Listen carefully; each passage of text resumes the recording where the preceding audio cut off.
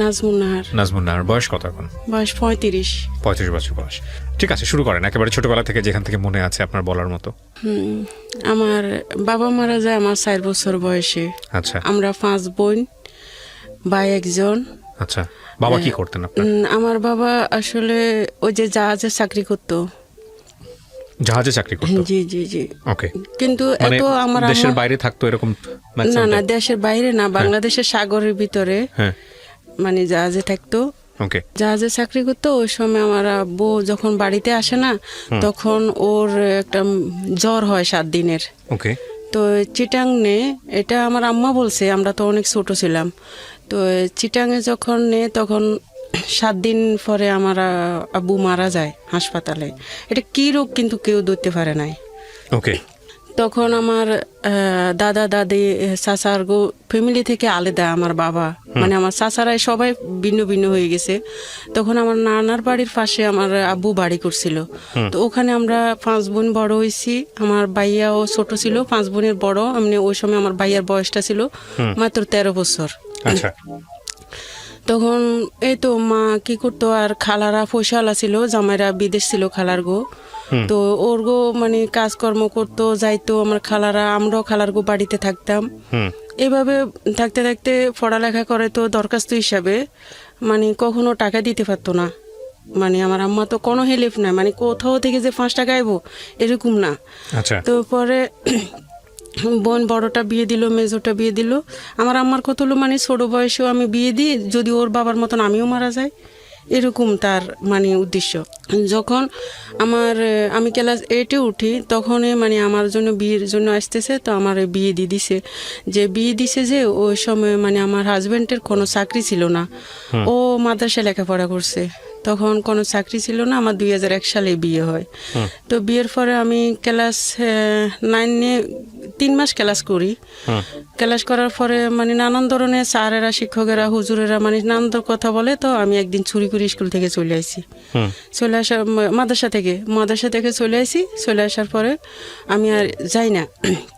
পরে ওর লগে আবার আমার হাজবেন্ডের লগে আমার লগে দেখা হয় না কখনো। ওই যে মসজিদে খাজুর দিয়ে পড়ায় না, এরকম এজাব দিয়েছিল আমারে। আচ্ছা। এজাব দিয়েছিল। তারপরে যে আমার বিয়ের 6 মাস পরে আমার উঠায়নি আমার জালের গো বাড়িতে। ওকে। মানে আমার শ্বশুর বাড়িতে নে নাই। আমার শ্বশুর বাড়ি হলো নোয়াখালী, হাতিয়া। আচ্ছা। কি করতো ছেলে? কি করতো ছেলে? কিছু করতো না ওখান। তখন আপনার যখন বিয়েটা হলো তখন বয়স কত আপনার? আমার বয়স 13 বছর। 13 বছর মাত্র? আমার আম্মা বলতো আরে মানে 12 বছর, কিন্তু আমার ক্লাস হিসেবে আমি 13 বছর মনে করি। পরে তো যখন আমার 2001 সালে বিয়ে হয়, তখন আমার 1 বছর পরে একটা মেয়ে হয়। ওই সময়টায় তো আমার মানে হাজবেন্ডের কোনো চাকরি নেই। ও কিন্তু চাকরি খুঁজতেছে, চাকরি নাই। পরে 7 মাস পরে যায় একটা কুমিল্লা মসজিদে, মানে ও ইমামতি চাকরি পায় 1000 টাকা স্যালারিতে। 6 মাস করছে ওখান থেকে। পরে নোয়াখালীতে বঙ্গোপসাগরে মানে ওপারে একটা ভাসমান চর উঠে। সবাই বলতেছে একটা নেতা, বাসার মাঝি নেতা, মানে সবাই জানে এটা এক নামে ওখানে নোয়াখালীর ভিতরে। ও জায়গাগুলা সরকারিভাবে বিক্রি করতেছে। কিন্তু এত মানে ঘন জঙ্গল, কেরফা গাছ, গুয়া গাছ, মানে এগুলা আসলে অনেক ধরনের গাছ আছিল, গজিকাড়া, মানে এগুলা সর এলাকার মানুষে বলতো। তো ঘন জঙ্গল, ওখানে কি এমনকি জঙ্গলের ভিতরে জঙ্গল ভাগ ভাগ করে এটা বিক্রি করছে 7000 টাকা দিয়ে। আচ্ছা। ওই নেতায় তো আমার হাজবেন্ডও ওখানে জায়গা কিনছে। তা আমার বলতো সবসময় যে জায়গা কিনছি, জায়গা কিনলে ওখানে বাড়িঘর করে ওখানে তোমার নিয়ে যাবো। ওই সময়টাতে আমি কোথায়, আমার বাপের বাড়িতে কুমিল্লাও ছিলাম, 6 মাস ছিলাম। তো পরে আমার বাপের বাড়ি থেকে আমার নিয়ে যায় একটা ওই সরে। আচ্ছা। ওই সরে যখন চর উঠছে, নতুন চর যাচ্ছে, চরে যে নিয়ে যায়, ওখান থেকে ভাইয়া এমন মানে জঙ্গল কেটে কেটে পরিষ্কার করে জমিন করতেছে। ও আচ্ছা আচ্ছা, নতুন চর। হ্যাঁ, মানে জঙ্গলগুলা কাটতেছে, আর যত জঙ্গল কাটতেছে ওটা ফুটতেছে। ওই যে জায়গা হইব না তো কোথায় রাখবো এগুলা, ওটা কেটে কেটে আবার মানে ফোড়া দিতেছে। তখন বাজারের একটা ম্যাপ নিছে ওই নেতাটা, বাজারে যখন ম্যাপ নিছে তো ম্যাপের পাশে কিছু জায়গা কিনছে, আবার ওটা মনে হয় 1500 টাকা দিয়ে কিনছে। তো ওখানে আমার হাজবেন্ডে ঘর করে, ঘর বলতে কিরকম সনের ঘর, বেড়াও ছিল সনের, দরজাটা ফাড়ের বস্তার ছিল, মানে কোনো দরজা ছিল না। উত্তর পাশে শুধু মানে গাছের ফালা, মানে গাছের ফালা মনে হয় 100-র উপরে রাখছে, মানে ঘরের কোনো দরজা ছিল না। আর সামনে একটা ঠেলা দুয়ার আছে না ভাইয়া, ওই যে আপনি চিনেন কিনা জানি না, একটা বাঁশের বেড়ার ঠেলা দুয়ার ছিল আর সনের বেড়া ছিল। তো উপরে দিয়ে আবার হিরি মানে এরকম 2-3 হাত মানে খালি। তা আমার যখন নিছে আমার এত খারাপ লাগছে যে ঘরের কোনো বেড়া নাই, ঘরের কোনো দরজা নাই, এরপরে যে একটা খাট নাই। কি বানাইছে জানেন ভাইয়া, ওই যে লার্কি আছে না, মানে গাছের লার্কির মতন লম্বা লম্বা দিয়ে মানে এটারে খাট বানাইছে, মাছা বানাইছে, বানায় ওখানে সন বিছাইছে। তো যেদিন ফার্স্ট আমার নিল তো আমার তো এমনি মন খারাপ হয়ে গেছে যে জঙ্গলের ভিতরে যাইতেছি, রিক্সা নাই, আমি 12 কিলোমিটার আমরা হেঁটে গেছি ওখানে। আমার মেয়েটারও কোলে নিছে আর একটা ব্যাগ ছিল, আমি মনে হয় ওর থেকেও 1 কিলোমিটার পিছনে যাই, ও আমার জন্য আবার দাঁড়ায়।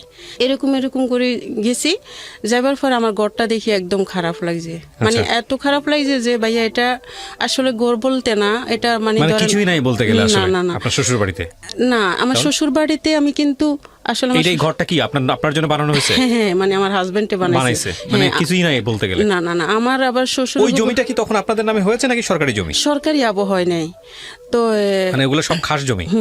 যখন যাই তখন মানে ঘরে ঢুকি ভাইয়া, কি বলো, মানে কোনো পানি নেই, মানে পানির কোনো ব্যবস্থা নাই ওখানে, কোনো পানির ব্যবস্থা নাই। 1 কন্টেনার পানি 10 টাকা, 6 কিলোমিটার থেকে আনতে হয়, একটা ব্যান গায়ে 10 টাকা দিয়ে। এইরকম জায়গায় কেন গেছে আপনার জামাই? আসলে ভাইয়া বললাম না, আমার শ্বশুরগো ফ্যামিলির মানে সবাই দুর্বল ফ্যামিলি, ওরা এখন পর্যন্ত মানে আবার একটা ভালো ঘর দিতে পারে না সবাইরই। এখন এরকম একটা জায়গায় আপনার ফ্যামিলি বিয়ে দিল কেন?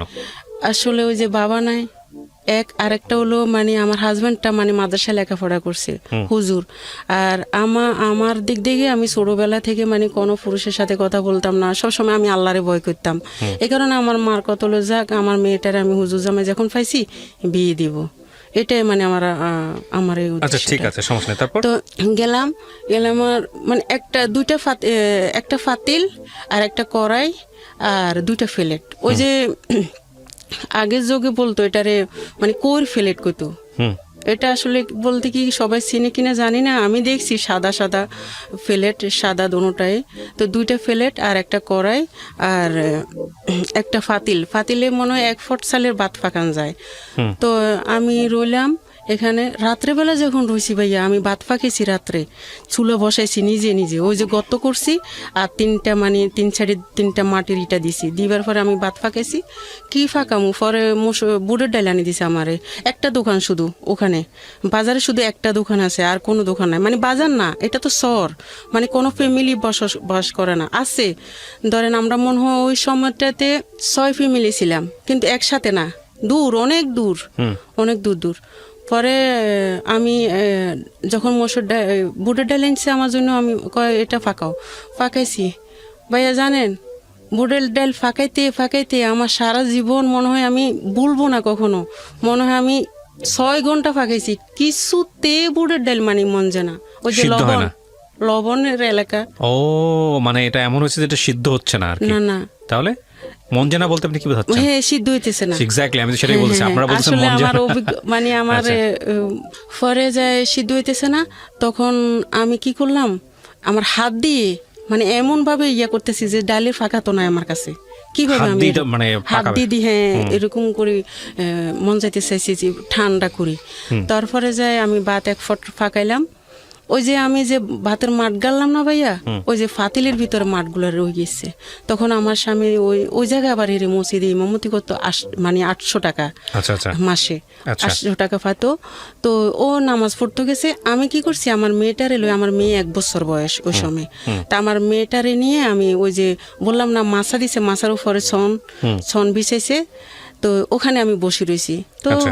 আমার যে সুমু সারা দিনের কাতর, এত রাস্তা জার্নি করে গেলাম, যে 12-13 কিলোমিটার আমি হেঁটে গেলাম, হুম। আমি কিন্তু বালিশ খুঁজে পাইতেছি না, বালিশ নাই। কি করব? তখন ওই যে আমি দেখতেছি আমার হাজব্যান্ড আমার আগে যে গেছে, ও কি করছে, 3টা ফাটের বস্তারে একসাথে করি শুইছে, বালিশ বানাইছে।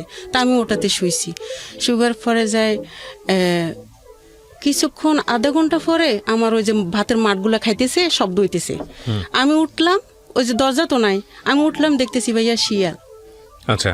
শিয়ালে ভাতের মাঠগুলা খাইতেছে।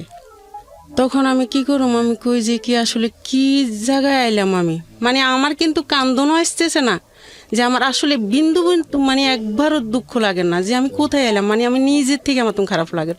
পরে যখন রাত গভীর হয়েছে তখন শুইলাম যে খেতা, মানে আসলে বলতে কি কম্বল কি জিনিস জানি না ওই সময়।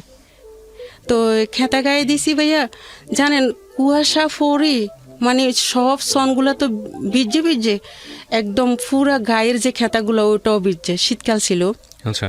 তো আমি যতবার মানে আমি কিন্তু খেতা দিয়ে মানে মুখ ঢাকতে পারতেছি না, আমি মুখ কিন্তু উদাম করে ঘুমাই সবসময়, আচ্ছা। আমি মুখ কখনো ডাকি ঘুমাইতে পারি না।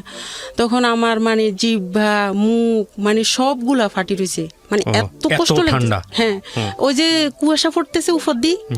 দিয়ে কুয়াশা পড়তেছে। তখন সকাল হইছে, তখন আমি কই কি আমি তো এখানে থাকুম না। কই কেন থাকবা না, তোমার জামাই যদি থাকতে পারে তুমি থাকতে পারবা না। আমি কই এই যে উত্তর পাশেও কোনো বেড়া নাই, এরপরে সামনে কোনো দরজা নাই, পিছনে কোনো দরজা নাই, বাথরুমের কোনো ব্যবস্থা নাই, পানির কোনো ব্যবস্থা নাই, আমি গোসল কিভাবে করব।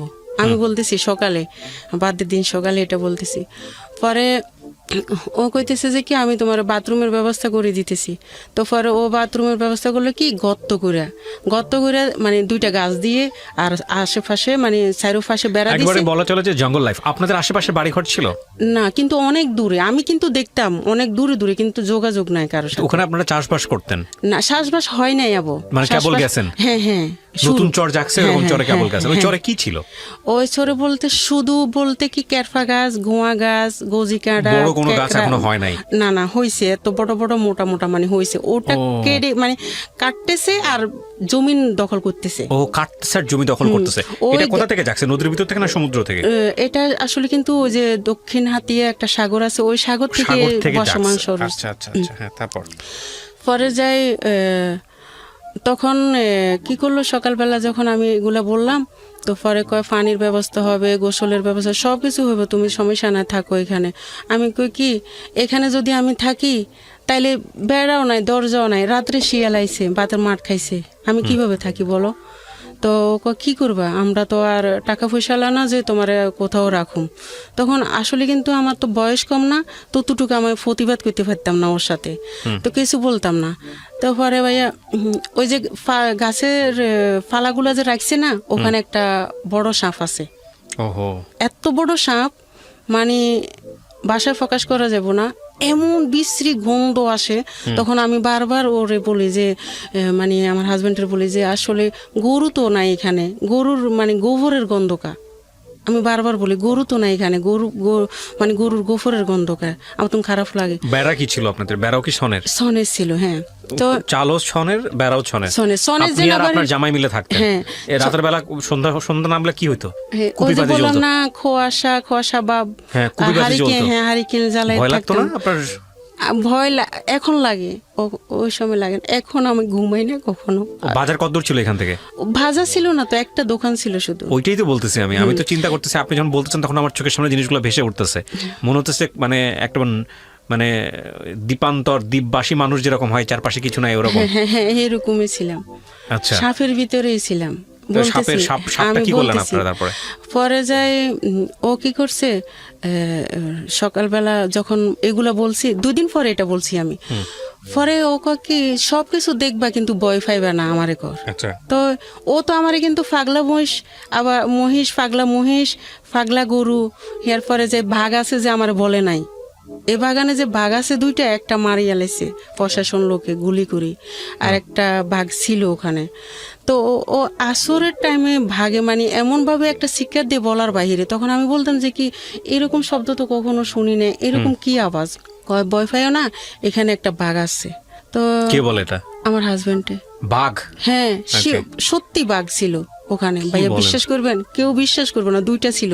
উনি এটা দেখছে? যদি আমার এলাকার মানুষে শুনে ওরাই বিশ্বাস করবে, কেউ বিশ্বাস করবে না। আচ্ছা, মানে অন্য এলাকার মানুষই বিশ্বাস এটা করবে না। কোথায়? এলাকার নাম কি? নোয়াখালী সন্নঙ্গলিয়া। কি নাম? নোয়াখালী সন্নঙ্গলিয়া। নোয়াখালীর সন্নম্বলিয়া। দক্ষিণে। এটা কি এই দ্বীপ কি এখনো সন্নঙ্গলিয়া। এরকমই আছে নাকি চেঞ্জ হয়ে না, গেছে? এটা ভেঙে গেছে এখন। ও এখন কি সমুদ্র ভেঙে গেছে? হ্যাঁ, এটা ভেঙে এরকম গেছে। দ্বীপ জাগে আবার ভেঙেও যায়?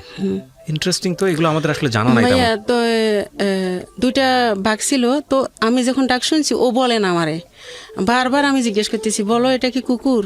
কয় না, এটা তো বাঘ। তো ও মাই গড। রাত্রেবেলা ও যখন এশারে নামাজ পড়তে গেছে ভাইয়া, আমি দেখি যে কি আমার সনের ভেড়াগুলার দিকে টান দিয়ে সোঁত সোঁত আওয়াজ দিয়ে দিয়ে মহিষগুলা খাইতেছে, মহিষ? চম চম করতেছে। মহিষ? পায়ের, হ্যাঁ, পায়ের আওয়াজগুলা ভাই বিশ্বাস করতে না, আমি কি বুঝাইতে পারুম কিনা। আমি তো গ্রাম অঞ্চলের মেয়ে, এত শুদ্ধ ভাষা দিয়েও কথা বলতে না পারি না, না, আপনি বলেন যেভাবে। জানি না ভাইয়া। বিশ্বাস করেন, মহিষগুলা যখন আমার ঘরের পাশে আইছে, ঘর না, এটা তো ঘরের মতন, আমি ভাষা প্রকাশ করা যাব না। যখন আইছে, ওই যে কেরফা গাছ আর নুনা গাছ আছে না, ওগুলার ছোঁড়াগুলা যে ফোটছিল, শুকনো হয়ে গেছে না, ওই শুকনাটা ওর মানে মহিষগুলার পায়ের তলে যখন ফোটতেছে, চম চম আওয়াজ দিতে আছে।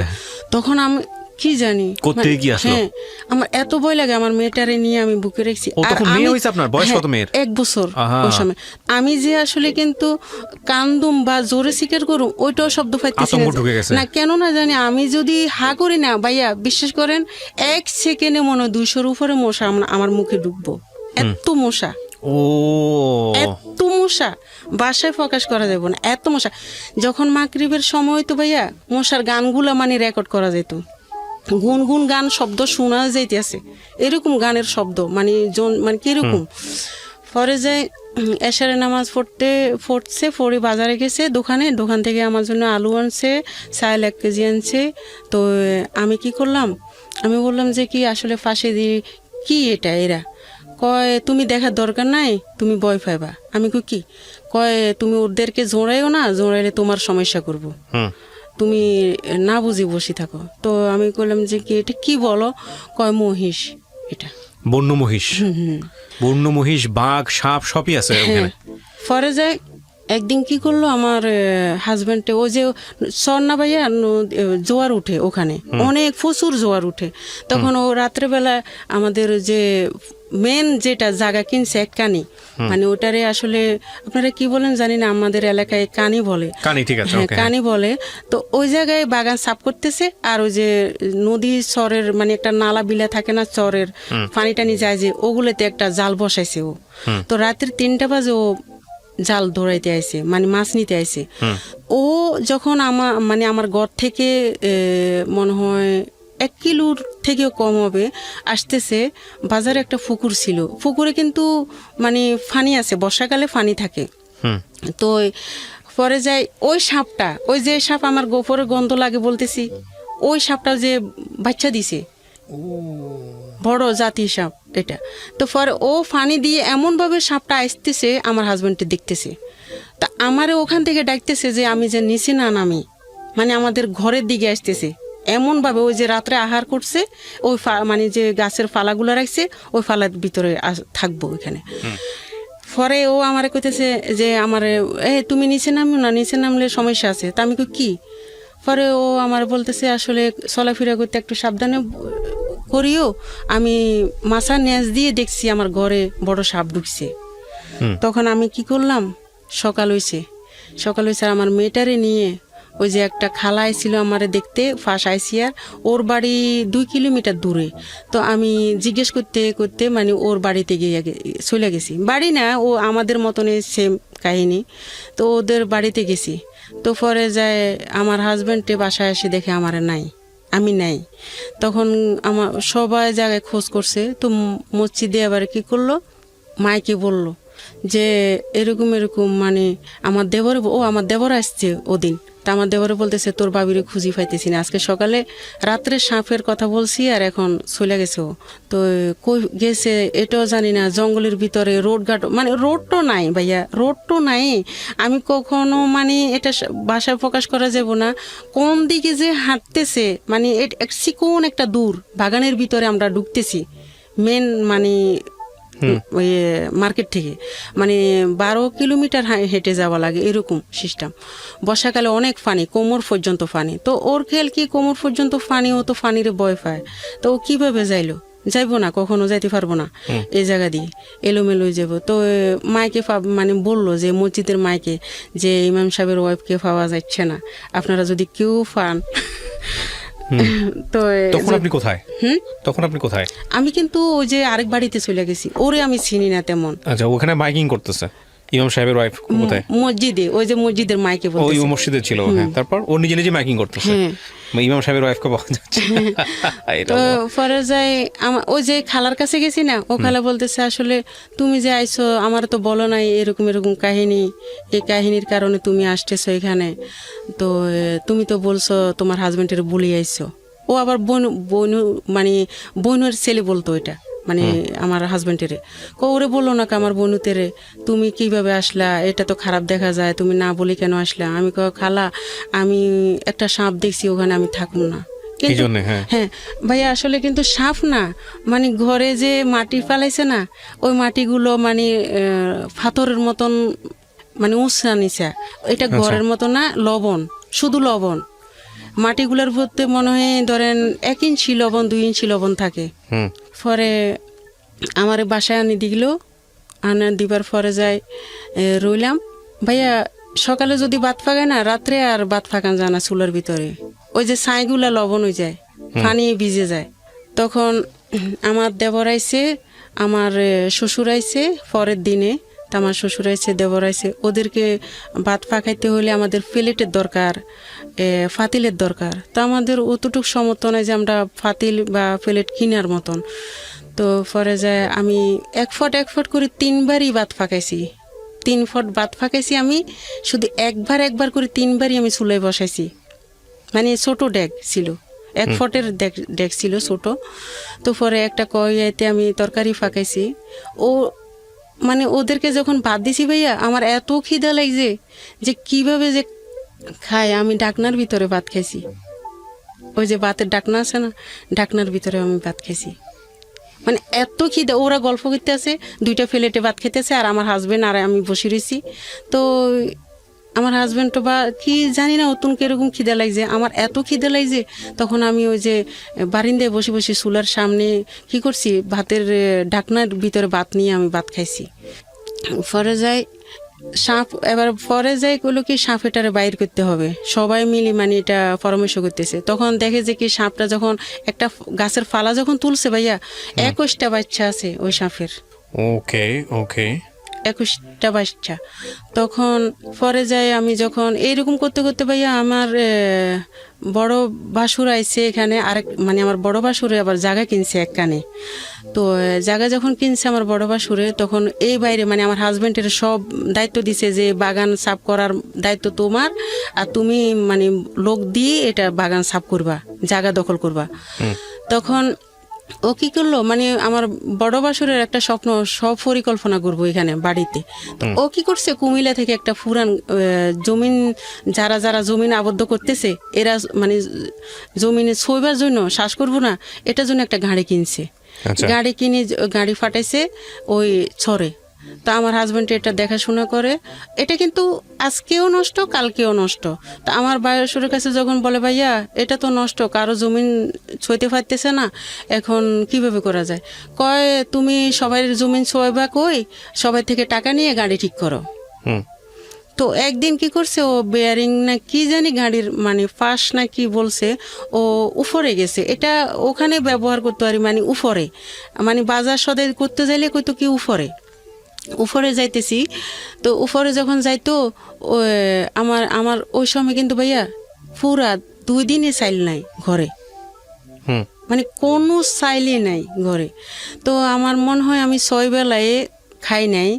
তো পরে আমার হাজবেন্ডও ওরকম চিঁয়া খাইছে, আমি কিন্তু চিঁয়া খাইতাম না তখন মানে কোনো চিঁয়াই খাইতাম না। ও কি করতো, চিঁয়া খাইতো কিছু না পাইলে। তো পরে যায় 4টা বাজে ও আমার কইতেছে গাড়ি তো নষ্ট হয়ে গেছে, আমি গাড়ির বেয়ারিং ঠিক করতে যাইতেছি উপরে, আমি আসি তোমার চাল কিনে দিব।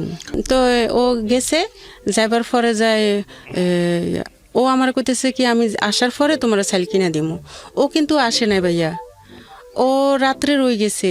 কেন আসে না? ওই যে 13 কিলোমিটার হাঁটতে হবে এবং কি পানি না, দিনের বেলা পানি দিয়ে গেছে, রাতের বেলা কিভাবে হেঁটে আসবো? তো ও রয়ে গেছে। আমি যে এই ঘরে রয়েছি ভাইয়া, 1 কিলোমিটার থেকেও কাছে, এখানে নেতারা মদ খাইতেছে, মানে ডোল ফিরতেছে, নাচতেছে, গান গাইতেছে পুকুর পাড়ে, ওই যে বাজারের পাশে। আমি কিন্তু শব্দগুলো শুনতেছি, মানে আমি সারা রাত্র বসে রয়েছি যে হাজবেন্ডের অপেক্ষায় যে হারিকেন জানাই, মানে সাইলেন্ট বউ আমি ভাত ফাঁক করে খামো। এরকম করতে করতে সকাল হয়েছে। সকালবেলা যখন ছেলে মেয়ে যাইতেছে তখন আমি কইতেছি তোমগো তো হুজুর নাই, আজকে পড়াইব না মুক্তবে, তোমরা আমারে 6 টাকার মুড়ি আনিয়ে দাও দোকান থেকে। তো 6 টাকার মুড়ি আনি দিছে আমার একটা মেয়ে। আমি খাইতে লাগছি পানি দিয়ে ভিজাই। তখন ও কি করছে, আসছে দরজা আছে, আমি মুড়িগুলা খাই নাই আর, মানে এত যে কাঁদছি বলার বাইরে। ওই মুড়িগুলা মনে হয় আমার চোখের পানি আরো ভিজে গেছে, আমি মানে খাই নাই। পরে যায় কি করলাম, তো পুকুর তো ছিল না, পানি তো ছিল না, মানে সব উড়া পানি দিয়ে আমি গোসল করতে হয়, 1 কন্টেনার পানি, মানে কোনো সময় আমার চুলও ভিজে নাই। এত অল্প পানি দিয়ে গোসল করছি, এটা ভাষায় প্রকাশ করা যাব না। পরে একদিন এত জোয়ার আইছে ভাইয়া বলার বাহিরে, মানে এত জোয়ার পুরাটা বিড়া ডুবে গেছে। আমি একটা ফুল শাক পাকাইছি, ফুল শাক করছি গাছ করছি, ওখানে কয়টা ছোঁয়া দিছিলাম আমি, ওইটার প্রত্যেকটা ছোঁয়ায় সাপ আছে। ওই যে পানি আসছে সব ডুবে গেছে, ওই সাপ গিয়ে ওখানে উঠেছে, সব উঠেছে। মনে হয় আমার মনে হয় 57টা হবে। ওরে বাবা, আমি গুনছি 30টা পর্যন্ত গুনছি। এরপরে ওই যে এলোমেলো হয়ে যায়, পারি না। পরে আরেকটা আমার ফাঁয়ের রদ্দি যাইতেছে সাপ। যাক, এগুলা করতে করতে কষ্ট মষ্ট করতে করতে ও আমারে কি করলো যে আসলে আবার হিরি ওই যে ঘরে ছিলাম ওই ঘরটা আবার আগুন লেগে পুড়ে গেছিল। তো পরে আমার ছেলে ফেটে আসে ওই সময়। আমার ছেলে হয় 2003-এ আর একটা। তো পরে যে আপনার ভাইয়া কি কয়, মানে 800 টাকা দিত আমার সংসার চলে না, অনেক কষ্ট, মানে বাসা প্রকাশ করা যাব না। এমনকি একদিন কেরাসিন তেল কিনে নেয় ভাইয়া, তো কেরাসিন তেল কিনে নেয়, আমি কি করছি, দরজারে ফাঁকা করি, চাঁদের আলো দিয়ে আমার ছেলে মেয়েরে ভাত দিছি। এতই খারাপ অবস্থা ছিল মানে সংসারে। ওই যে আমার বাবা নাই, আর কথা হলো আমার শ্বশুর ফ্যামিলিও দুর্বল, কিছু নাই। পরে উনি দিনের বেলা কি করতো? ইমামতি? শুধু এটাই। আর ওই যে জঙ্গলগুলো নিজের দখল করতেছে, কাটে ওটা ওই জমিটুকু যতটুকু কেটে দখল করতেছে অতটুকু জমি ওর। কিন্তু এই নখটাই সব চলে গেছে, ওই যে গোড়াটা তুলতে এই কেটে যতটুকু জমি পারতেছে সব হচ্ছে ওনার জমি, যতটুকু নিতে পারে। শক্ত মাটি, অনেক লবণাক্ত মাটি, তো ওই যে গোয়াগুলা তুলতো যে এই নখে অনেক রক্ত ছিল, ওইটুকু হচ্ছে ওর যতটুকু পাচ্ছে অতটুকু। এই জমিতে পরে আপনাদের থাকে নাই, সব তো চলে গেছে। হ্যাঁ। আচ্ছা, তারপর পরে ও আমারে বলতেছে যে তো পরে একদিন চাউল নাই, তো চাউল নাই আর পরে যায় কয় কি আসলে কি করবা বলো। আমি কই যে আটা আনছিলে, ওখানে রুটি মনে হয় 60টা হবে বানামো। তো আসলে আটা যে আনছে, আমি একদিন বড়া পিঠা বানাইছিলাম তেলে, তো পরে যায় বড়া পিঠা বানাইছি আর 60টা রুটি হবে মনে হয়। তো আমি চাউল নাই যখন রুটি বানাইতে, আমি বেলুন কই পামু, আমি ফিরি কই পামু। তখন আমি কি করছি, ওই যে প্লেট আছে না, প্লেটের পিছনে বেলবো, এটা মাথায় আসছে, আর একটা লার্কিরে আমি মানে দা দিয়ে ছিলা লইছি, ওটার ভালোভাবে ধুয়ে ন্যাকড়া দিয়ে মুছি, আমি রুটি বেলছি 60টা রুটি। তা আমার মেয়ে একটা খাইছে, আমার ছেলে একটা খাইছে, তো ওর জন্য ওর জন্য 2টা রাখছে, আমি খাই নাই। তো ও বুঝছে যে তুমি মনে খাও নাই, তো আমার একটা দিছে, তো খাইছি 4 জনে। পরে ও কয় না, আমি আসলে বিদেশ যাবো না, জীবনও কল্পনা করি না, কিন্তু আমি বিদেশ যাবো আমার ছেলে মেয়ের জন্য, আমি এইভাবে পারুম না কখনো, সব কিছু মানে আমার আর পারা যাচ্ছে না। তো এগুলা নিয়ে ও কয় কি সুদরূপে টাকা নিয়ে বিদেশ যাব। তা আমার ভাইয়া আছে ডুবাতে, তা আমার ভাইয়ারা যখন বলে যে ভাইয়া আমি বিদেশ যাবো, তোমার কি চাকরি কাজ জানা আছে? ভাইয়া সমস্যা না, আমি কাজ জানা লাগবো না। ও আসলে কিন্তু এটা হেয়ালি করি বলছে, ওর মনে হয় যে বাংলাদেশে একটা কথা গাছ কাটতেছে বা বিদেশ যাইও কিছু করতে পারবো, এরকম কিছু ভাবছে। তো পরে যায় ও যখন 2,80,000 টাকা আমি সুদরূপে লই আমার বড় বোনের জামার বাড়ি থেকে, তো ও বিদেশ যাইতে মানে 2,80,000 টাকা 3 লাখ টাকার মতন খরচ হয়। তো ও যায় ওখানে, তো দুবাই যখন যায় স্যালারি পায় ও 15,000 টাকা।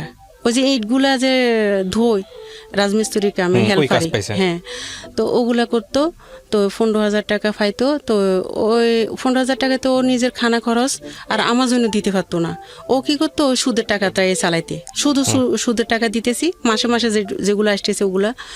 তো পরে যায় ও 1.5 বছরের পরে যায় ওর একটা ও মানে আর একটা কথা বলে গেছি, ও আমার বিয়ের আগে একটা টিমার ছিল মুখের উপর। তো ওই টিমারটা আমার শ্বশুরে বেলের ডি কাটে। আচ্ছা, তো উপরেরটা কাটছে আর নিচে যে ভিতরে যে শিকড়গুলো আছে ওইটা তো রয়ে গেছে, ওইটা তো আর তোলা হয় নাই। তো পরে বিদেশ যখন গেছে ফোমের বালিশে শোয়ার সাথে সাথে মানে ওর টিমারটা অনেক বড় হয়ে গেছে। হুম, আমার বলে নাই ও বড় হয়েছে যেন। 3 বছর পরে ও বলতেছে যে কি আমি দেশে আসব। তো সমস্যা নেই দেশে আসতে, কিন্তু ওর কোনো টাকা পয়সা আনে নাই। 50,000 টাকা আনছে আরেকজনের থেকে ধার নিয়ে। তো টিমার বাংলাদেশে অপারেশন করব। তো বাংলাদেশে যখন আইসে টিমারটা অপারেশন করার পরে হাসপাতালে নোয়াখালীতে ওরা বলতেছে আপনার টিমারের ক্যান্সার আছে, মানে অপারেশন করার পরে ক্যান্সার আছে। পরে যায় ক্যান্সার আছে বলছে, ও কি করছে শিলে টিলে মানে শুকে গেছে, ভালো হয়ে গেছে। ও 3 মাস থাকি আবার বিদেশ চলে গেছে না। 3 মাসের ভিতরে আবার কি করছে, বাড়িতে ওই যে বাতাসে মানে ঝড়ের লগে আমাদের ঘরটা পড়ে গেছে। আপনার এই রুমটার মতন একটা রুম করছে, আরো ছোট ছোট একটা ঘর করি আমরা, মানে খাট চুলা মানে খাওয়া দাওয়া এখানে সব মিলাই। তো এত কষ্ট করে একটা মানুষ থাকা যায়? বৃষ্টি হলে বৃষ্টির পানিটা ওই যে বেড়াগুলা দিয়ে পড়ে। তো ও কি করছে, কয় আমি ঋণ পরিশোধ করতে পারো, আরো ঋণ নিয়ে ও আরো ঋণ নিতেছে ঘর করব। তো ঘর করে দিছে, আমার টিনের ঘর করে দিছে। 1,50,000 টাকা দেওয়ার কথা, মানে 1,50,000 টাকা দিব আমি 6 মাস পরে সুদ। আচ্ছা, তো পরে যা ও সুদ নিছে, সুদ নিয়ে ঘর করছে। ওই যে বাজারে আবার 6টা রুম লইছে, 6টা না 5টা, ওরা 6টা বানাইছে।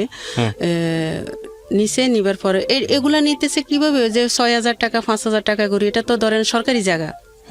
পরে ও কয় আমি ঘরটাও করি যাই, দোকান ঘর যদি পারি তাহলে ভাড়া দিয়ে দিমু, তুমি চলতে পারবা, আমি ঋণগুলো পরিশোধ করবো ওখান থেকে। ওকে, তো ও কি করলো, 3 মাস পরে চলে গেল বিদেশে।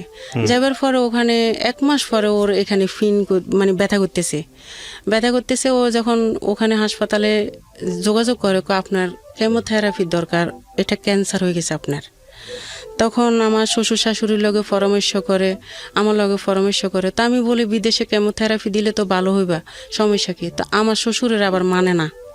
আমার শ্বশুর, আমার বড় বাসুর, আমার মেজো বাসুর, আমার ছোট দেবর, মানে এরাই কিচ্ছুতেই মানে না ক্যান্সার হোমিও খেলে ভালো হয়ে যায়। আচ্ছা, ওরা আবার মানে গ্রাম অঞ্চলের হোমিও, মানে ডিসপেন্সারি নাই, ওরা কখনো দোকান দিয়ে বসে নাই, বাড়িতে ওষুধ বিক্রি করে হোমিও। পরে যায় ওরা হোমিও ওষুধ খাওয়াবে। তো বলতেছে চলে আসো। তো মা বাপের কথা ধরে ও আসছে দেশে। তা আমিও আর করার কিছু না, মা তো মা, বাবা তো বাবা, ওদের কথা শুনলে অথচ ভালো হইবে, আমারও ধারণা এটা। পরে ও কি করলো, আসার পরে আমার শ্বশুর শাশুড়ি সবাই আমার ঘরে আসছে, সবাই ওরা ওখান থেকে আসছে, সবাই আসছে আমার কাছে। তা আমার শ্বশুরি হোমিও ওষুধ খাওয়াইতেছে। তো এত বড় হয়েছে ভাইয়া, অনেক বড় হয়েছে, মানে এত বড় যে হয়েছে 1 সপ্তাহের ভিতরে হোমিও ওষুধ খাওয়ার পরে আমার শ্বশুরে খাওয়াইতেছে টিমারটা ভাটতে, মানে বাড়ার পরে যেন ফেটে যায়। ও মনে হচ্ছে ফেটে যাইলে ভালো হইব, ওই যে ক্যান্সার না, এটা তো ভালো হইব না, বিপরীত যাইব, ওইটা আমার শ্বশুরে বুঝে নাই। পরে যখন আবার আমার শাশুড়ি কি করলো, আমার বাইরের বড় বাসুরের ছেলেরা তাই দুবনালি আনাইছে, গ্রাম অঞ্চলের মহিলা। তো ও আবার কি করলো, টিমারে দুবনালি লাগাইছে। দুবনালিটা 12 দিন পরে যায়, লাগানোর 12 দিন পরে এটা ফেটে গেছে। একটা গরু কাটলে যেরকম রক্ত, ওরকম রক্ত যাইতেছে, এত রক্ত গেছে বলার বাহিরে। পরে যায় যখন রক্ত যাইতেছে, আমার শাশুড়িরা কোনো চিকিৎসা করে না, শুধু ওষুধ মানে ওষুধ খাওয়াইতেছে, হোমিও ওষুধ। তো পরে যায় আমার 7 মাস পরে যায় ও মারা যায়। আমার শ্বশুর শাশুড়ি মানে আমার অনেক কষ্ট দিছে, অনেক কষ্ট বলতে কি, ওর গো খেয়াল যে ছেলে মারা যাইলে আমাদের হাতে যদি মারা যায় সম্পত্তির মালিক আমরা হব, এই যে এক কানি আর ওই যে 5টা দোকান, এটাই ওরা পাইব। আমারে মানে রাখতে চায় না, মানে বারবার আমারে মানে নির্যাতন করে, শুধু বলতেছে কি তোর তো এখানে কিছু নাই, তোর বয়স কম, তুই তো বিয়ে বসে যাবি আমার ছেলে মারা যাইলে, তোর কি এখানে অবলম্বন, মানে সবাই আমার বায়ুসুরে আমার কয় চিন্তা করিস না, আমি আছি না, আমার হাজব্যান্ডের উদ্যোনে এটা আমার বলতেছে, কই তুই চিন্তা করিস না, কিন্তু আমি বারবার করে ভাইয়া ডাকানি ক্যান্সার হাসপাতালে ভর্তি করে ওরে। ও আবার বলতেছে ভাইয়া আমার দোকানটা বিক্রি করে দেন, কোনো সমস্যা না, আমি বিক্রি করলে আমি ঢাকা যাই চিকিৎসা করুম, মানে আমি হাসপাতালে পড়ি থাকুম, আমার খানা বন্ধ হয়ে গেছে, আমি খাই না, আমার চিকিৎসা হইব, আমি ঋণগুলো পরিশোধ করুম আর আমার দোকানটা বিক্রি করে দেন। সবাই আসে দোকান কিনতে ভাইয়া, আমার বড় বাসুর, আমার শ্বশুরেরা সবাই মিলি বলতেছে এটা মিথ্যা কথা, ওর ব্যাংক ব্যালেন্স পুরা টাকা, এটা মিথ্যা কথা নাটক, ওর ওয়াইফের কারণে এই দোকানটা বিক্রি করতেছে, ও সুস্থ আছে। তো কাস্টমাররা তো বাড়িতে যাই দেখতেছে না, তো ও কাস্টমাররা চলে যাইতেছে। পরে যায় আমার হাজব্যান্ডে, আমার মেজো ভাসুরের একদিন বলতেছে ভাইয়া আমি পারিয়েন না, দেয় আমার কিচ্ছু খাইতে মনে করেন, আমি হাসপাতাল পড়ে থাকুম, স্যালাইনের দ্বারায় আমার দোকানটা বিক্রি করে দেন। কয় তুই কিভাবে মারা যাবি এটা টেনশন না করি, তুই দোকান লই মরস্কা, আমার মেজো ভাসুরে বলতেছে। ওকে।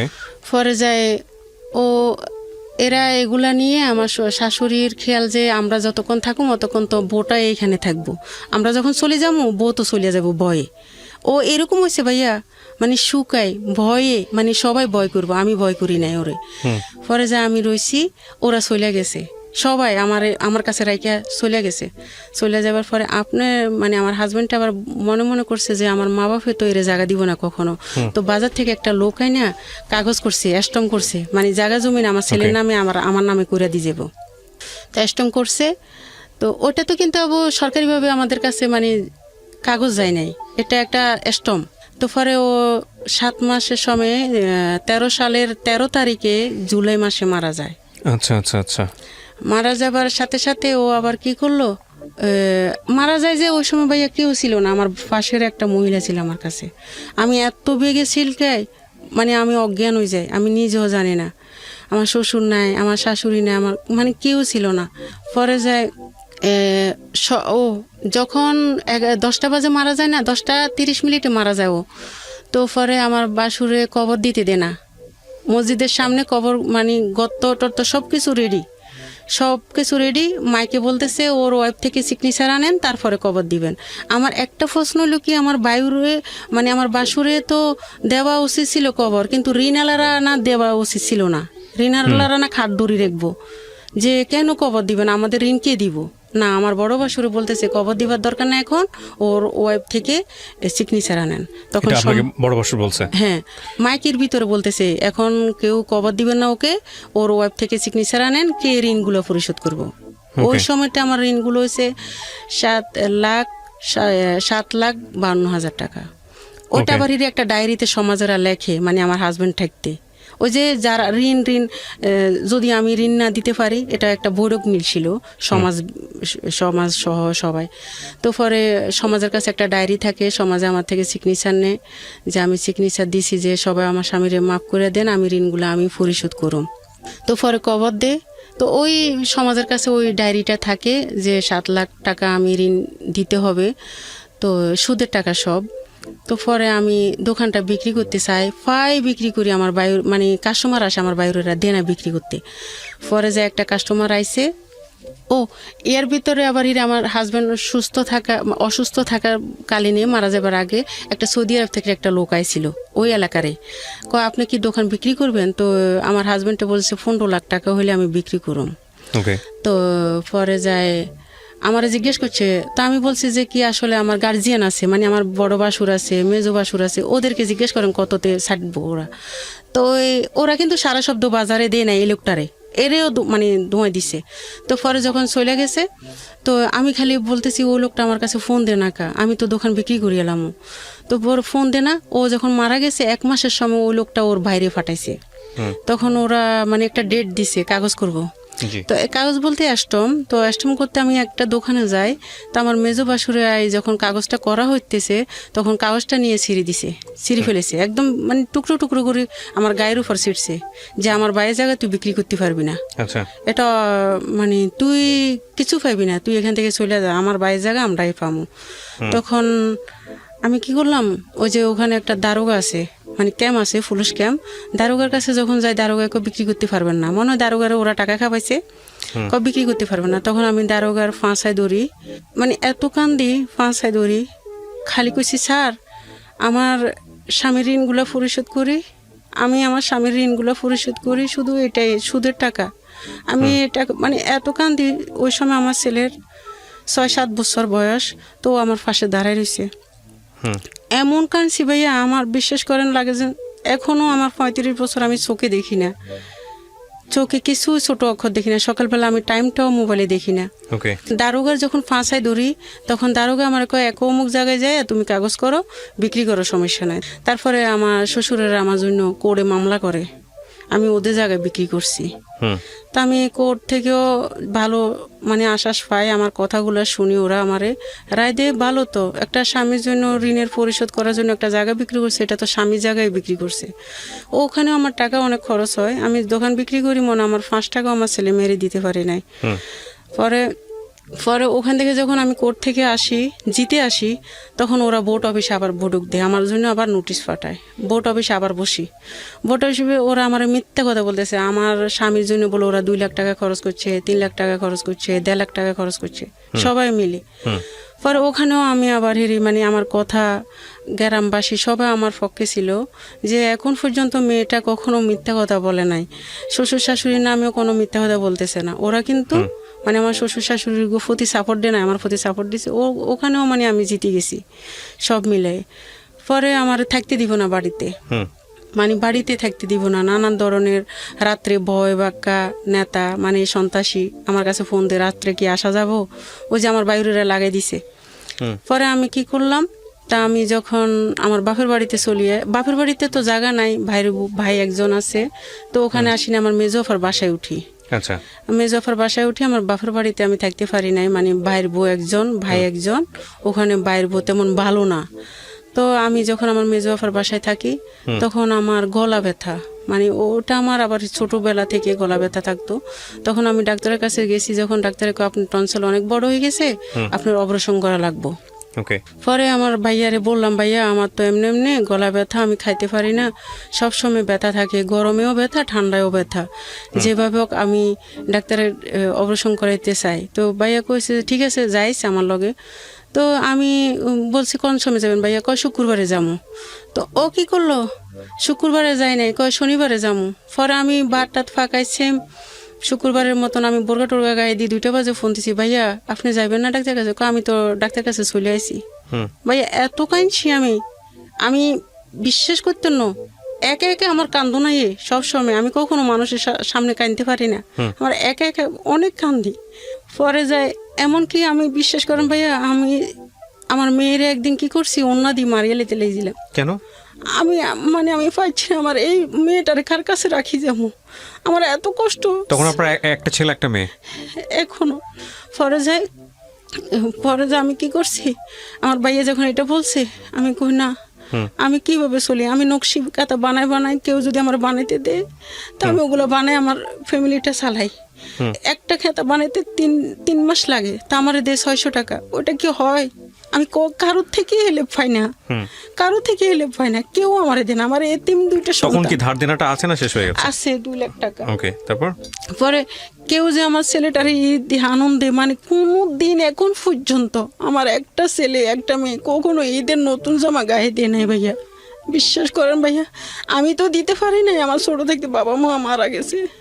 পরে স্বামীর সংসারে আমি অনেক কষ্ট করছিলাম, পরে আমার ছেলে মেয়েরও আমি এখন পর্যন্ত দিতে পারি না।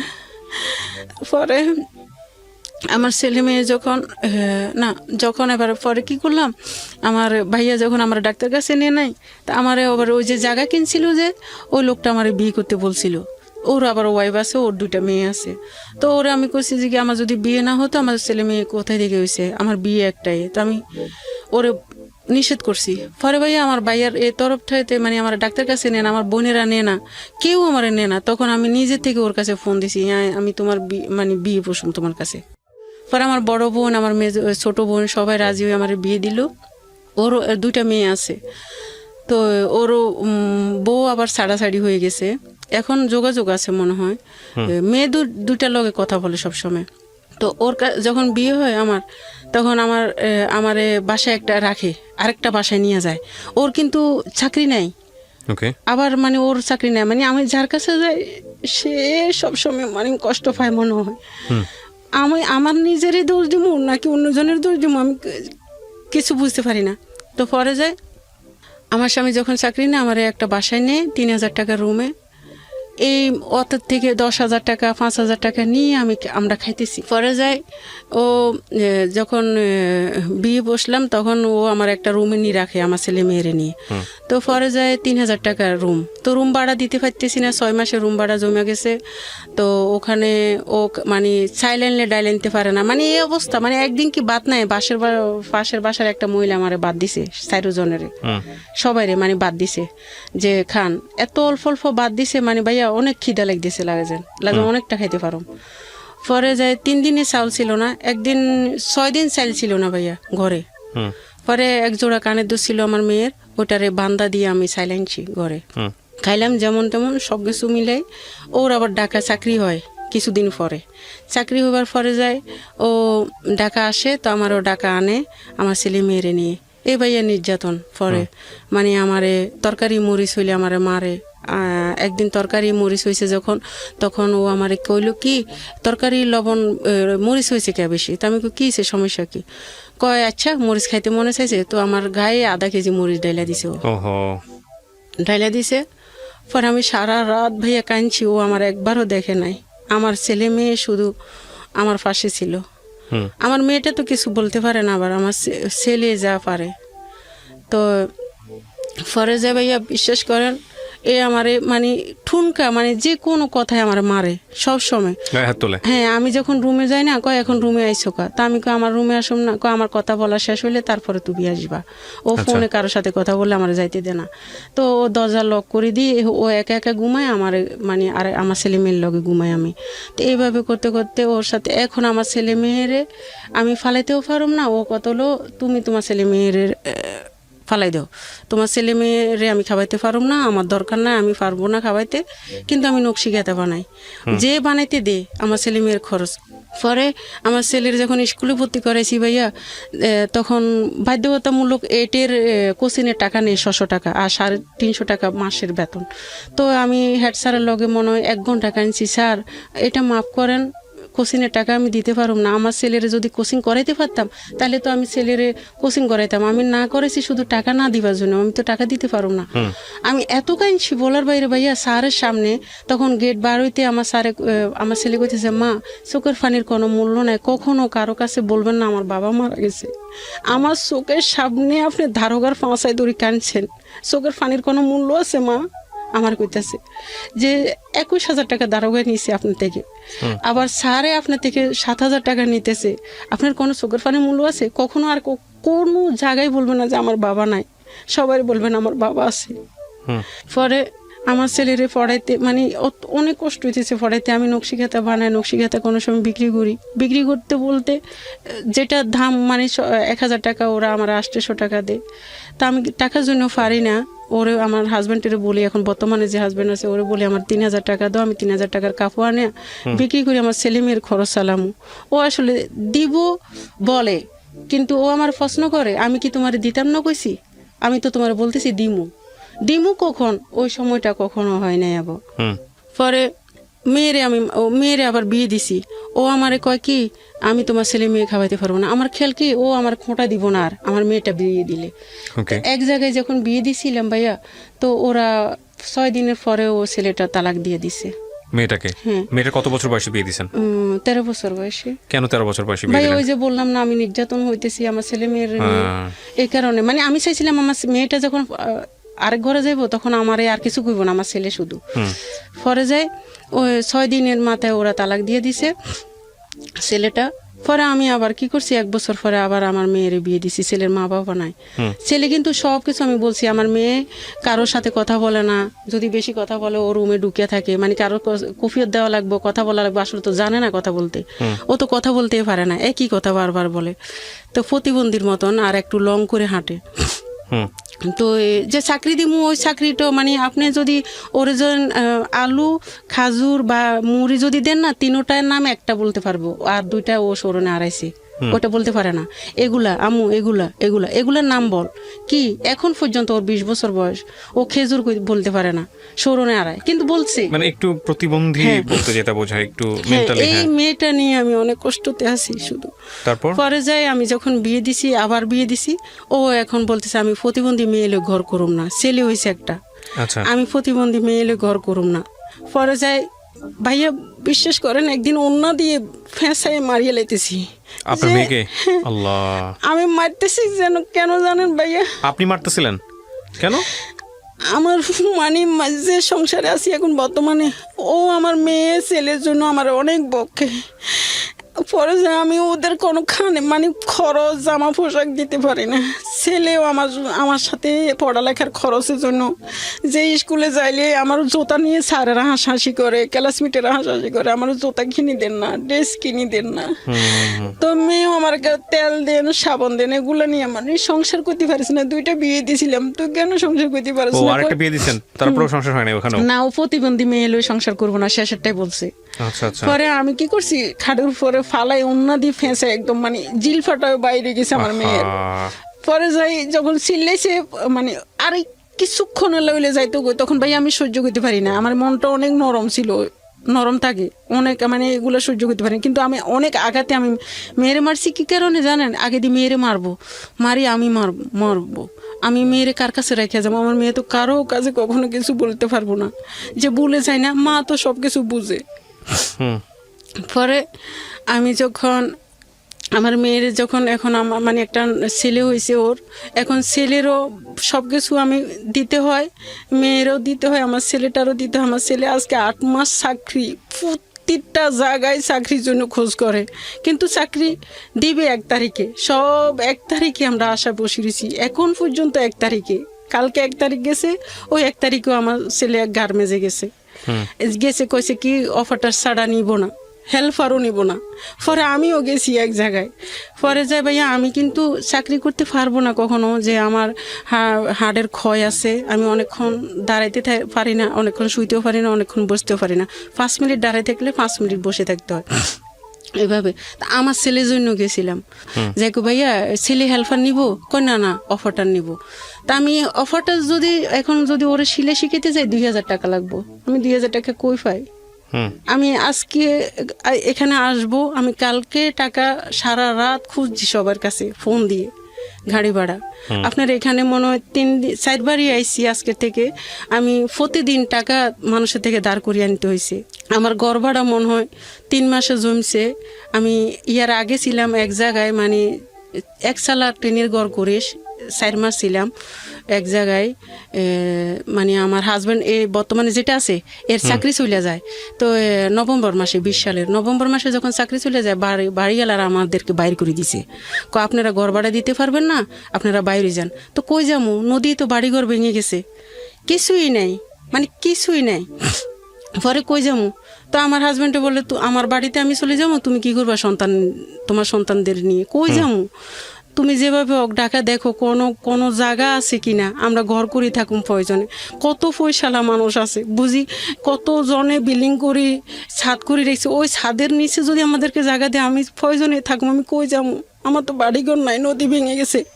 পরে গাউসিয়া একটা জায়গা আছে, ওরা 5000 টাকা ভাড়া দিবে মাসে। তাও মানছি, হ্যাঁ মাসে 5000 টাকা হলে আমি ওখানে থাকবো, হাঁস মরক ফালবো, যে কোনো একটা ইনকাম করব। এটা নিয়ে আমি 2 লাখ টাকা আবার সুদূর ফুলই। ওখানে ঘর করি, ঘর করবার পরে 50,000 টাকা লই, বিটা বান্ধি ঘর দিয়ে 1 সালা, মানে উপরে 1 সালা টিন।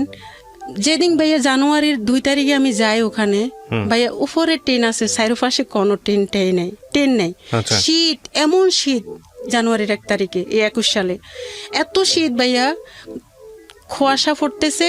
আর আমার নাতিরে লই, আমার ছেলে মেয়ের হলে আমি মশুরি টাঙায় আবারও উদাম চরের মতন গাউসিয়ার ওই পাশে বেলাবো কয়, ওইখানে রয়েছি। আমার আগের কাহিনীগুলো আবার মনে পড়ছে, আমি কেন আবার সুখ পাইলাম না, কেন আমার পায়ের তলে মাটি নেই, কেন আমি সারা জীবন বুঝি মনের সাথে যুদ্ধ করব, কখনো আমার পরিকল্পনা আশা পূরণ হইব না। শুধু মানে সবসময় আমার পায়ের তলের মাটিগুলো চলে যায়, আমি যেটা ধরে ওটা। তখন আপনার জামাই ছিলেন আপনার সঙ্গে, মানে আপনার হাজবেন্ড ছিল না? ও তো চাকরি নাই, ও আছে, ও সব মানে আমরা 2 লাখ টাকা সুদের উপর লই। তো পরে কয়টা হাঁস কিনি, 35টা হাঁস কিনি। তারপর একটু বলেন শুনি, এটা আপনি রিল্যাক্স ঠান্ডা মাথায় বলেন। হ্যাঁ, হাঁস কিনলেন, তারপর কি হলো? হ্যাঁ, যখন হাঁস কিনি তখন হাঁসের খাবার দিব না, আমাদের খাবার দিব। আর তখন হাঁসের খাবারও দিতে পারতেছি না, আমাদের খাবারও দিতে পারতেছি না। একটা টেন কারি টেনের ভিতরে ভাত ফাঁকাই। যখন 10 কারি রেডি করলাম, চাউল নাই, চাউল রেডি করলে লার্কি নাই, মানে এমন অবস্থা। নুন আনতে পান্তা ফোড়া যেটাকে বলে। হ্যাঁ, পরে যে ওখান থেকে আমরা ওই যে জায়গায় আছি, এই জায়গায় একটা কাশপুরে খান, মানে আলাম খান, সালাম খান এরকম নামে মানে একটা মহিলা আমার কইছে ওরা আল্লাহর হস্তে আপনার ঠাকবার জন্য বাড়ি দিব। আচ্ছা, ওদের অনেক বাড়ি আছে, আমনেরে নিয়ে যাবো। তো পরে একটা ভাবি আমারে নিয়ে গেছে, ওরা আমারে 5 বছরের জন্য থাকতে দিব। তো ওখানে ভাইয়া ওই ঘরটাতে কারেন্ট সিস্টেম বা গ্যাসের লাইন মানে কোনো কল পানির ব্যবস্থা নাই। তো ওরা বলতেছে 35,000 টাকা যাইবো ওটা ঠিক করতে। তো 35,000 টাকা পাই কই? ওখানে তো সুদের টাকাই বাড়তেছে। ডিসেম্বরের 20 তারিখে আমি সুদের টাকা নিছি, 21 সালে, 20 সালের। তখন পরে যাই ও আঙ্কেলেরে বলি যে কি আঙ্কেল আমরা তো 35,000 টাকা দিতে পারবো না, এখন ঘরও কমপ্লিট হইতে পারবো না, আমাদেরকে কোথাও যদি জায়গা দেন। আমরা এমন অবস্থায় আছি, গোসল করতে পারি না, বাথরুম নাই। ওই যে 5 আছে না, 5-এর পানি দিয়ে আমি মুখ হাত ড্যাগ মানে সব কিছু পাতিটা দিয়ে ধোয়া হয়, গোসল করা হয়। আর ওই যে মশা, সেম মশা, মানে এত মশা ভাইয়া বলার বাইরে। বাথরুমে বসা যায় না, মশুরি টাঙে দিনেও বসন লাগে। আর ঘরের বিটাটা এরকম মোটা মোটা ফাটা। আর জানালা ছিল না, কোনো জানালাই ছিল না, টেন ছিল না। আবার আমি ওই আগে সেম এরকম ভাবে ঢাকা শহরে থাকতে হ্যাঁ। পরে যাই 15 দিন পরে আমাদের দরজার সামনে দিয়ে গাড়ি 20-30টা যাইতে আছে, মাটি টানতে আছে, দুল আর দুল দুলা বালু যাইতে আছে ঘরের ভিতরে। বাইয়া রাত্রেও ঘুমাইতে পারতেছি না, দিনেও ঘুমাইতে পারতেছি। ওখানে আবার 4 মাস হইতেছে, 5,000 করে মালিক হিসাব রাখছে। প্রতিদিন ফোন দিতে আছে, আপনারা জাগার ভাড়া দেন না কা। পরে আমরা ওই যে খানেরা বলতেছে আমাদের এখানে 6,500 টাকা করে রুম যায়, আপনারা চাকরি হওয়া পর্যন্ত এখানে থাকেন, সমস্যা নাই। এটা কত সালের ঘটনা? এই তো আচ্ছা। পরে যায় ভাইয়া যখন মে মাসে পরে খানেরা মানে ওরা আমারে বলতেছে যে কি তোমরা আসো এখানে 6,500 টাকা দিয়ে থাকো, চাকরি হইলে তোমার হাজবেন্ডের, তারপরে যায় তুমি আমাদেরকে ঘর ভাড়া দিও। পরে আইসি এখানে আসার পরে আমি ওই যে ঘরটা আমরা বিক্রি করতে পারি না, ওখানে 2 লাখ টাকা। আপনার মেয়েটা কোথায় আছে এখন এটা বলেন? আমার কাছে। আর আপনার ইয়েটা আপনার হচ্ছে ওই জামাই কি আপনার সঙ্গে থাকেন না? মানে আপনার দ্বিতীয় হাজবেন্ড আপনার সঙ্গে? না থাকে না, ও সিরাজগঞ্জে থাকে। সিরাজগঞ্জ থেকে কি করে? ও চাকরি করে। তো চাকরি করে তো আপনার সংসার চলার কথা। কিসের চাকরি করে? 1 মাস হইছে চাকরি করে। চাকরি পাইছে তো? হ্যাঁ। আচ্ছা, তাহলে আপনি আর আপনার মেয়েকে নিয়ে আছেন।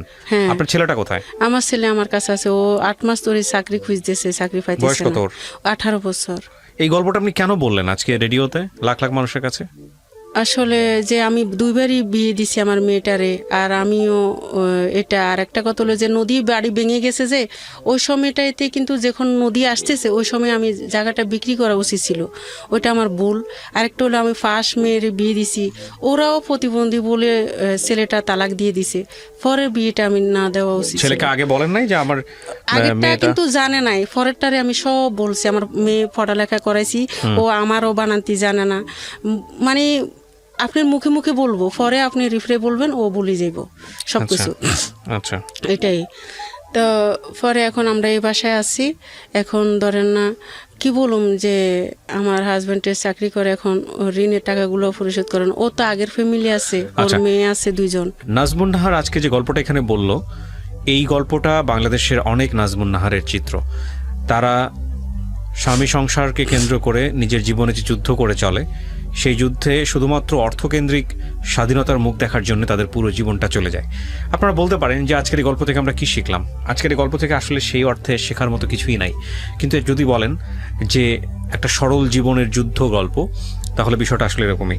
আপনারা ছোট ওনার যে প্রথম যে জীবনটা, মানে হাজবেন্ডকে বিয়ে করে চর ওঠা, সদ্য জেগে উঠেছে চর, সেই চরের মধ্যে নাজমুন নাহারের সংগ্রাম, তারপরে সেখানে একটা প্রতিবন্ধী মেয়ে, তাকে নিয়ে জীবনে বাঁচার স্বপ্ন, দ্বিতীয় স্বামীর ঘরে গিয়েও সেই প্রতিবন্ধী মেয়েটাকে বিয়ে দেওয়ার চেষ্টা, এবং তারপর দুবার বিয়ে দেওয়ার পরেও সংসারটা টিকলো না, এবং তারপর মেয়েটাকে সে নিজের হাতে মারতে গেছে এই কারণে যে না, ওর যেহেতু ফিউচার নাই, ও মারা যাক আমিও মারা যাই, কারণ ওকে কার কাছে রেখে যাব। একটা মানুষের জীবনে কত ভয়ঙ্করতম কষ্ট আসলে, কত ভয়ঙ্করতম সংগ্রাম আসলে, কত মানে দেয়ালে পিঠ ঠেকে গেলে একটা মানুষ, একটা মা এই সিদ্ধান্ত নিতে পারে, সেটা আপনারা কিছুটা হলেও জানলেন। আমরা জানি না যে এই গল্পের পর নাজমুন নাহারের জীবনে কতটুকু পরিবর্তন আসবে, বা নাজমুন নাহারকে আমরা আদৌ কোনো সাহায্য করতে পারবো কিনা এই গল্পের মধ্য দিয়ে। তবে এটা ঠিক যে নাজমুন নাহারকে উপলব্ধি করাটা আমাদের জায়গা থেকে খুব জরুরি। কেন বলছি জরুরি? যে আমাদের চারপাশে এরকম অসংখ্য মানুষ আছে। একটা কথা আছে যে আমরা যে জীবনটা যাপন করি, মানে আমার ডেইলি লাইফে আমি যাদেরকে দেখি, আমার সারাউন্ডিং, আমার বেড়ে ওঠা, তার বাইরেও যে অন্য একটা জীবন আছে, হাজার রকমের জীবন আছে, লক্ষ রকমের জীবন আছে, লক্ষ ধরনের জীবন আছে, সেটা বিশ্বাস করাটা জরুরি। এই যে চরের নাজমুন নাহার, তাকে আজকের এই শহুরে জীবনে অনেকেই বিশ্বাস করতে চাইবেন না, কিন্তু এর